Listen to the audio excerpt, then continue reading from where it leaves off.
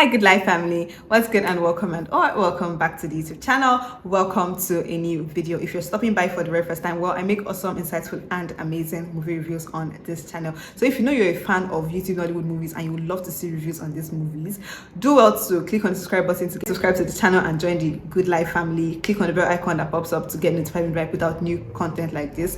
Feel free to comment movies that you love me to go check out and review on this space, and feel free to also share your own opinion about my reviews and the movies that I'm reviewing in the comment section. Thank you.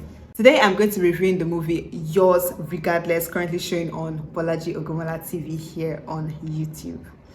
If you have seen the movie, you already know the vibe. Please drop your own opinion in the comment section and let's get talking in the comment section, right? Feel free to drop your opinion about this movie in the comment section and drop your own opinion about my reviews. And I'm really open to opinions, so drop your opinions, comments. I'll be in the comments and I'll be reading and replying to all of your comments. If you are a romantic movie fanatic, or you're the kind of person that looks forward to movies that depict realism and realistic and relatable situations, you should probably check out this movie because it's a very, very realistic movie. You can actually resonate well with the movie because it's kind of like, not kind of, it actually is a slice of life kind of drama. It's a contemporary drama, and then if you don't know what that is, it's basically a movie that depicts real life situations and in like the current or modern day world and how they are tackled. Simply put, right? There is more to it, but that is just like basically a surface explanation so that you understand what I mean when I talk about slice of life or contemporary drama. And this particular one has a lot of sprinkling of romance. So if you're a romantic movie fanatic, and when I say romantic movie fanatic, I'm not talking about erotic movie lover. If you're looking for movies that there's plenty kissing and touching, you might not really find this one that's romantic. But this movie is a romantic movie and it's a contemporary drama. It has a slice of life. It's really relatable, so you should probably check it out. The notable faces in this particular movie are the beautiful and ever gorgeous and super talented BOLAJI OGUNMOLA herself, our big mommy Gloria Anozie-Young, Uzor, Arukwe, Stephen, Michael Ejor, Ebenezer, and of course some other talented actors that I can't mention all the names, so just make do with this ones. You'll see the rest in the movie when you go check it out. This movie is produced by BOLAJI OGUNMOLA herself and is directed by Stephen. Rule number 1, as far as relationships is concerned, don't ever kiss the toxic ex. You might most likely go back to him. And again, this is basically depicted in this particular movie. If you have seen the movie, you basically know what I'm talking about. And then if you haven't seen it and you don't know what I'm talking about, go see it so that you can understand what I'm talking about. Firstly, I'd love to start off by commending the relatableness of this particular movie. I enjoyed watching this movie. It's not like this movie was the most interesting movie out there on the YouTube Nollywood space, but like the fact that it's just so relatable and there is no unnecessary cheesiness in the movie. I know that there are a lot of characters, or there are a couple of characters that people might find very annoying in this particular movie, but then I consider it to be quite unusual that, as opposed to being annoyed by certain characters and liking certain characters, I feel like I basically understand every single character in this movie and where they are coming from. I'm going to start off by talking about Torera in this movie, the character of who is played by BOLAJI OGUNMOLA herself. And Torera is basically a young, hardworking woman who happened to be in a relationship with this handsome, delectable rich man from a not so humble background, from a rich background. Let me just say that, simply put. She is from a different part of the world or a different part of the country, so the boy's mom has more than one reason to not want her for her son. Number one, they're from two different parts of the country. She is from the western part of the country, while he is an Igbo guy from the eastern part of the country. So that is a problem on its own. Secondly, she's not in his class. Okay, she's from a low background and he's from up there. He's one of the, the big guns in society. So that also is a hindrance for the flow of their relationship as far as the mother is concerned. Now, Chelechi, on the other hand, or otherwise known as Luchi in this particular movie, this character of Luchi is played by Uzor Arukwe. Chelechi is, or Luchi rather, as it's popularly called in this movie, is a young bachelor from a rich background. His father died at a very young age, so he lived most of his life, maybe at the age of, at the age of 15, because I think they stated that in this movie. So he lived most of his life with his mom, and you know how it is, mama's boys. Boys that grow up with their mom, how they can be, right? And we have Adobe or Ada in this movie, the character of who is played by Ebenezer. She comes off in this particular movie as a very shallow young lady, not necessarily a bad person, but a shallow person, very petty, very shallow, has little to no dreams and aspirations, just basically wants to live the good life and enjoy life and just chill. And she's also from a rich background. Then we have Luchi's mom, the character of who is played by Gloria Anozie Young, and she in this particular movie seems to be a very authoritative kind of person. Not necessarily authoritative, basically I don't know the word that you call people that like to have their way or like to have things done their way. That is the kind of person that she is in this movie. And she is the mother of Luchi, like I stated earlier, and she was widowed at a very young age in her marriage, because someone who was widowed when her first and only child was 15 most likely happened to have become a widow at a young or early stage of her marriage. So she grew up with her son only. Then on the other side of things, we have Tommy, who is the sister of Torera in this movie. We don't really know much about Tommy. We only know that she loves her sister and she was later sick at some point in this movie. Then there is Max, who is a mutual friend of Torera and Luchi, and they don't really tell us much about his person in this movie, I'm to be honest. We just know that he's kind and he's a mutual friend of Torera and Luchi. Like I said before, I happen to, for some reason, understand every single character in this movie. So there's nobody that I really hate, and there's nobody that I really like. All of the characters and the lives of all of the characters, or the challenges of all of the characters, are relatable, understandable, in my own opinion. Luchi in this movie, who is Uzor Arukwe, came off as cowardly in this movie, but then I beg to differ. In as much as we cannot take away the fact that we cannot take out the fact that he was actually cowardly in this movie, but then there was more to him than being a cowardly young man, if we're to be honest. Someone who grew up with a single mother, I don't know if it's just me, but then I just feel like people that have, or people that live their lives growing up with a single mother, that basically watched their mother give her all and basically live her life for them while growing up, struggle to train you through school, give you everything that you wanted, protect you, provide for you, love you, just basically the both of you. She didn't have other children that you say, okay, she was dividing her love among all the children. She had just one single child, just her first child, and that was Luchi in this movie. His father died at a very young age, so the mother practically became a widow and had to begin to struggle for the both of them. And you know how cruel Igbo tradition can be to women. So she most likely had a lot of things that she battled with the male relatives of her husband for the property, and how she was able to persevere and bring them to the point where they were. This kind of, I just know that between him and his mom, or the way he sees his mom, he will have this kind of love that causes you to revere someone and reverence the person, basically. Just like how I felt that was a relationship that he had, or that was a feeling rather, that Luchi had for his mother in this movie. He loved her quite alright and appreciated her for everything that she had done, but then he revered her because, you know, the way some people will say, after God, now you. Exactly, after God, which is like a being that nobody sees and nobody is even, like, a lot of people can argue that he doesn't exist. After God, the next person is his mother. So he loved her to the point that he would not deliberately want to do anything to hurt her. And he trusted her because she had been the one taking care of him all this while, telling him what to do, what not to do. And obviously it had been working for him because he had turned out to be a fine young man. So if mommy says, don't marry this woman, she's not good for you, it might be difficult for him to stand his ground as a man and be like, I want to marry her regardless. It's just basically going to be like, you're throwing away every single thing she has done for you to the wind because of one single woman. You're choosing this woman that just came from nowhere over your loving mother. The perception I have with the mother, or the light I see Luchi's mother in this movie, is a woman that just basically wants the best for her son. For more than how many years, this has been the only person that you have poured all your love into. You want to see him grow well, you want to see him be okay and all right. You're not willing to just sit down and allow anybody that you're not 100% sure of to come into the picture and just take your son away. You know that issue of take my son away from me, this woman has come to take my son away from me. That is an issue that a lot of boy moms struggle with, and a lot of women that find themselves affiliated with boy moms in one way or the other will struggle with. She always has this impression that somebody is coming to take her son away from her. So if she's going to let him marry somebody, it has to be somebody that he approves of, that she approves of 100%. I am not saying that her having that kind of, thinking in her mind is the right thing, or it was right of her to feel like that and want to enforce it in her son's life. But I'm just saying that try and put yourself in her shoes. You might just understand her better.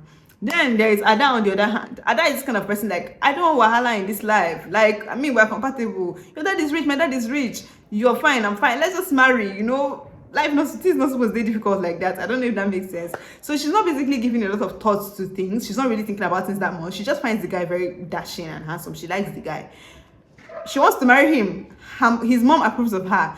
Her own parents approve of him. Let's get married. Why are we still beating about the bush kind of vibe?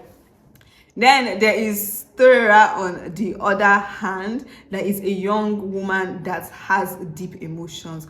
People that don't grow up with much and have to basically have to struggle for every single thing that they have might have a different way they view life from people that basically had everything at the snap of their finger. She most likely loves deeply, feels deeply. She wants genuineness in all of her relationships, all of her interactions, which she will be like, that's what she wants. She wants genuine love. She craves genuine love. She loves genuinely, and she wants genuine love back in return. For her, in as much as Luchi's mom may not 100% approve of her, she just probably felt in her heart that so long as there is love and there is a will, there will be a way, right? If you love me and I love you, we should be able to fight this. But then the problem with that is that the person that you're willing to fight this with is not willing to actually, it does not have the strength, the kind of energy that is required to fight this alongside you. And that's a very big problem, because issues will arise. There's always going to be, if you guys end up together, you end up getting married, there's always going to be issues of his mom not liking you and causing issues in people's relationship.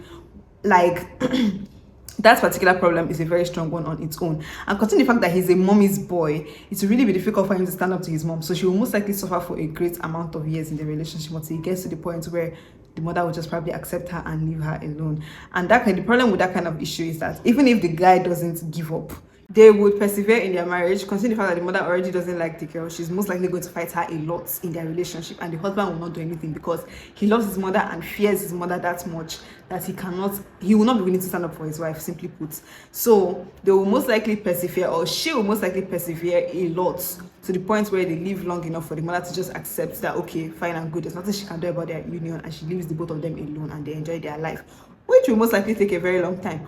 Or in the process of the whole battle between the mother and the wife, she will get to the point where she gives up. She gets frustrated, defeated, and she leaves the relationship for the boy and his mother.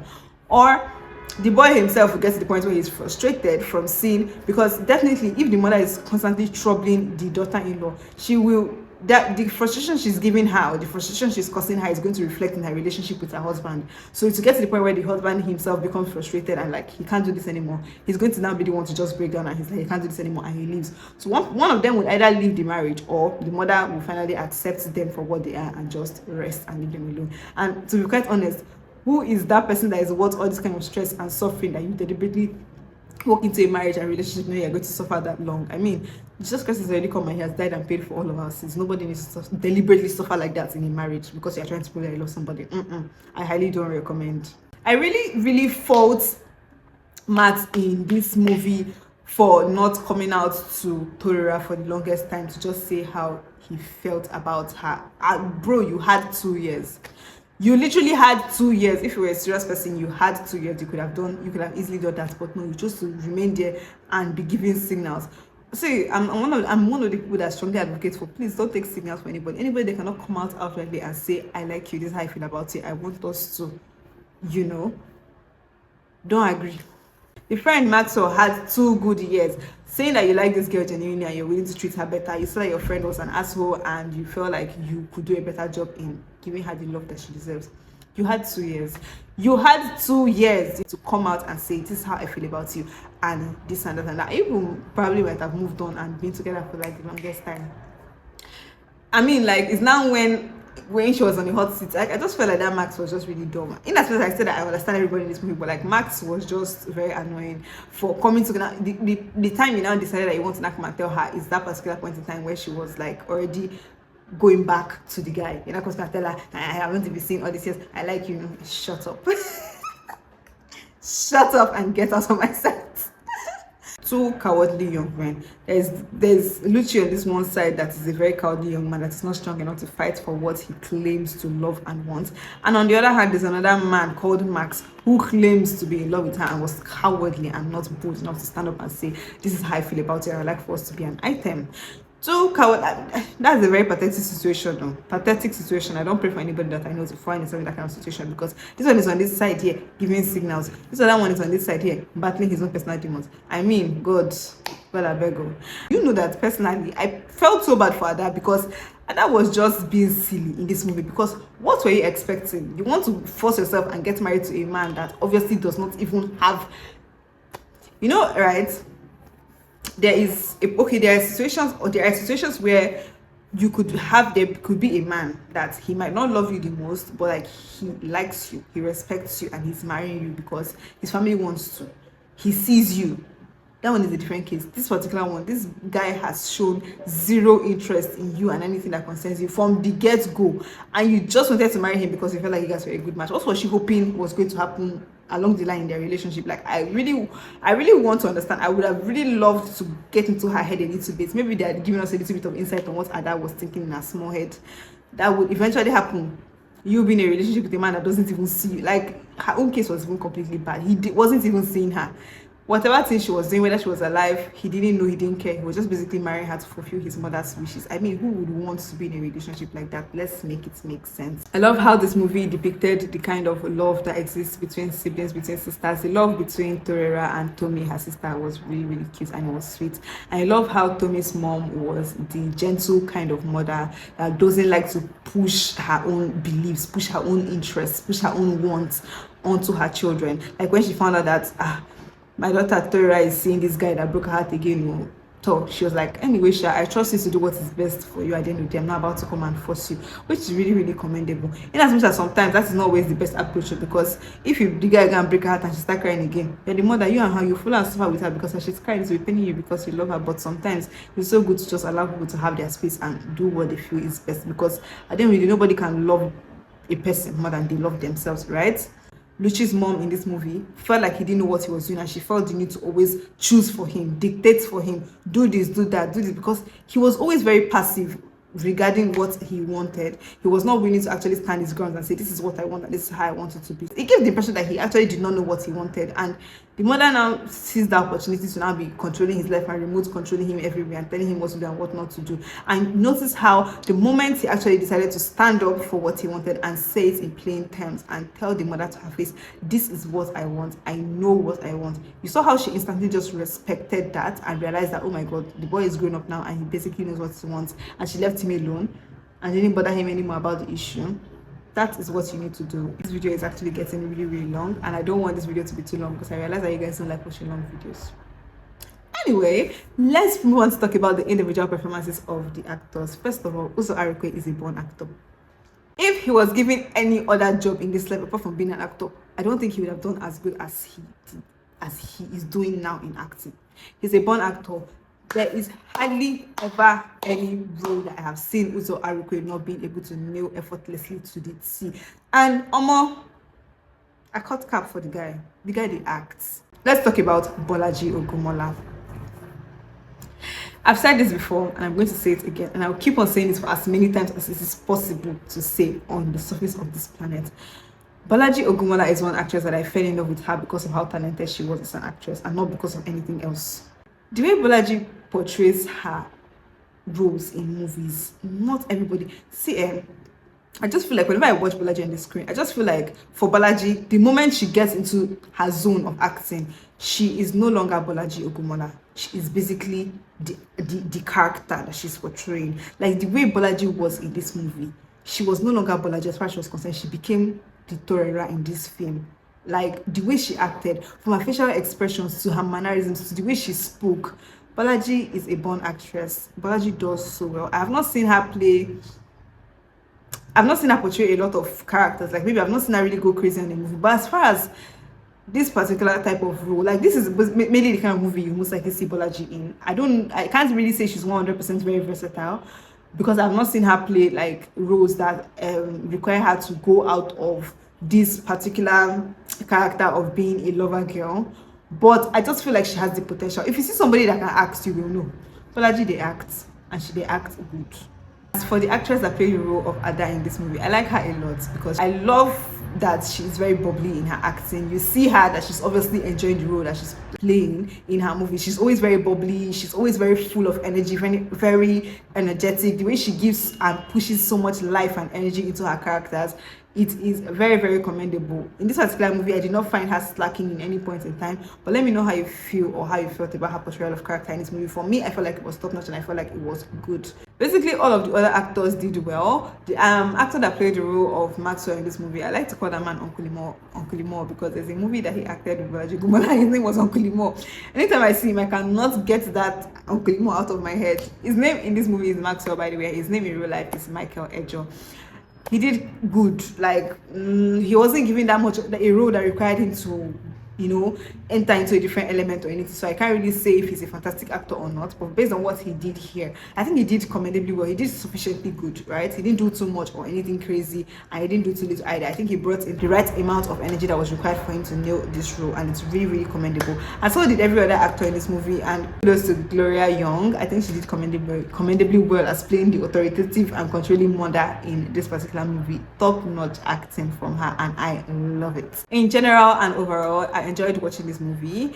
Like I said before, this movie is the kind of movie that you don't watch it because you love the actors or the faces you're seeing on the screen. You watch it because the story itself is interesting. The story is a well-crafted story. It's not necessarily the most creative story out there in the world, to be very honest. It's kind of like a cliche story, but then it's portrayed in a different light, or depicted in a different light in this movie. And it's interesting to watch. It's very, very relatable, something that resonates well and easily with the average person, and you just basically enjoy watching the movie. It's a movie that you're just watching and it's not stressing your head. Nobody is coming to come and bring any unnecessary comedy or any unnecessary thing that is not actually funny. It's just like a very relaxing movie. It's a movie that you watch like mature minds kind of vibe, you know. Just very simple, you know, gentle pace, no unnecessary drama, not too much yada yada yada yada yada. Like everybody just calm, everybody just chill. You relax in your bed, you lay down when you're about to go to bed at night, you just watch the movie, and after you watch the movie, you sleep. That's the kind of movie that it is. And I want to honestly commend BOLAJI OGUNMOLA. BOLAJI OGUNMOLA is very, very dedicated to her craft, and I see it reflects in the kind of movies that she makes. She's talented. And I love the fact that her movies always, I think this movie was directed by Biodun Stephen. I love the fact that the movies are always very, very coordinated. Like, you don't see anybody acting funny. Like, everybody's always up and about in their A game, right? Nobody's acting funny somewhere, you know, or one of those funny things that you might just see in a lot of movies out here on the space of YouTube. It's really commendable. The movies are always very organized, very, very coordinated, and it's quite commendable. And all of that being said, I'm going to rate this movie a solid 7 over 10. Not because it's the most interesting movie in the world or it's the most creative story, just that, like I always say, and if you watch my videos, you know, I would always definitely pick a movie that has a simple storyline and is well executed over a movie that has a complex storyline and ends up leaving a lot of loopholes in the execution of the movie. This movie has a very simple, basic storyline, but then the story is like executed to perfection. You don't find any issues, you don't find any loopholes, and it's a simple, you know, slow-paced movie that is enjoyable and relatable. So the movie deserves a 7 over 10. As for minor flops, I would have talked about the videos not looking as crisp, bright, and clear as is required, but then considering that the movie is an old movie, it dates back to early as 2021. It's not a movie that was produced recently. It has been around for a while. So judging based off of that, I would say that the video quality might not be the best out there, but it's not bad for the time that this movie was produced, right? And all of that being said, I guess that's all I have to say about this movie, and that brings us to the end of this particular video. That brings us to the end of this particular movie review. If you enjoyed this video and you're still watching up until this point, whether you enjoyed it or not, please click subscribe button to get subscribed to the channel and join the family. Turn on your notifications to get notified when I put out new content like this. And all of that being said, thank you so very much for stopping by. Thank you so very much for watching, and I love you all dearly. Bye.